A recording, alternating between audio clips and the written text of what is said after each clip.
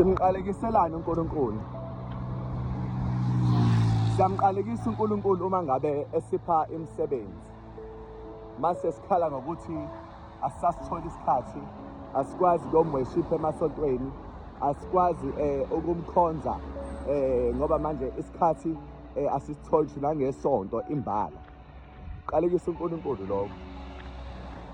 Uma ngabe uNkulunkulu ekupha umsebenzi noma ekupha isibusiso, inkomo kaNkulunkulu ukuthi wena ukholwe, umdumise kahle kahle.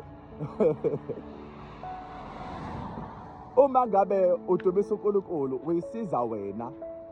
Uma ngabe ukhuleka uzisiza wena. Uma ngabe uzila ukudla uzisiza wena.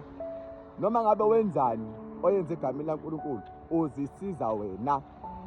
Lacking in those areas exposes you to the darkness and uba weak so much that uba attacked, and i-attack abanye abaphaphamisa, abanye bashaya bengaphinde bevuke. Njengoba uNkulunkulu umdumisa, modlala indumiso uyanqoba.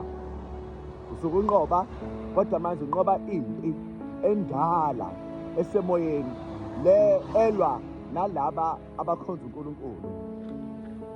Uma ngabe ukhuleka yila khona usuke uhlala ngamanqindi labantu laba basuke bemelene nawe, abahlezi bekugada, bekubuka ezintweni zabo, beku-attack-a ngezinto zabo. Ngale nkathi ukhuleka ubahlanga amanqindi. Uma ke ulekha ukwenza lokho, wena uzenza ukuthi ube weak, and izinto zohlezi ziphumelela abantu abazenza kuwena ingoba awukhuleki. Ukuzila ukudla kukwenza ukuthi ube invincible. Izinto bekushaye ngazo zibhounce, ungazweli. Ukuzila ukudla lokwenza ukuthi ungazweli. Umuntu ongazweli, abantu abaningi ababe besamnaka, bakulaba abazothola i-reaction kubona, bakulaba abazothola amagama amabi abazowasebenzisa. So ukuzila ukudla kusiza wena, lindani ukuze ningangene ekulingweni, kusho uJesu.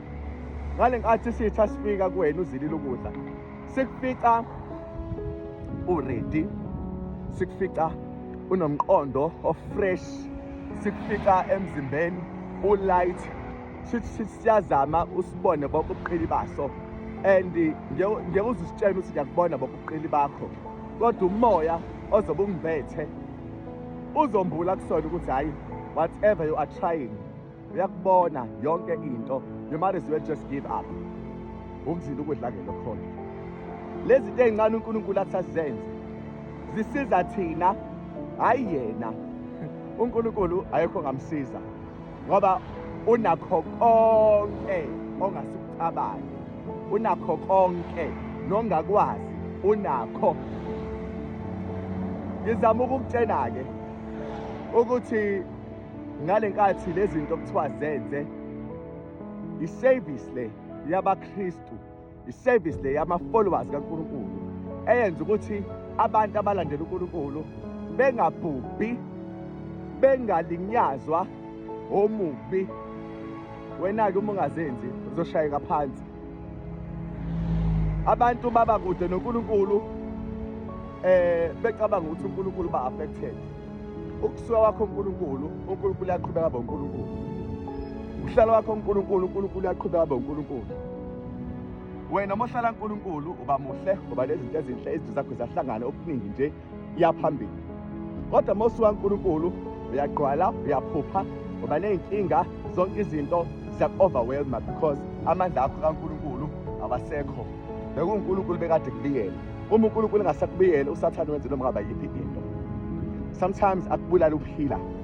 Ingakho nje ngifuna ukukutshela ukuthi it's always best ukuthi uqonde ukuthi uNkulunkulu can be God, and he will always be God, whether in good times and in bad times. That's why uma uyindikela uNkulunkulu, never ever think you are doing God a favor, because God is already God, but you in this earth, or in this world, or in this foreign world we are in, you do need God.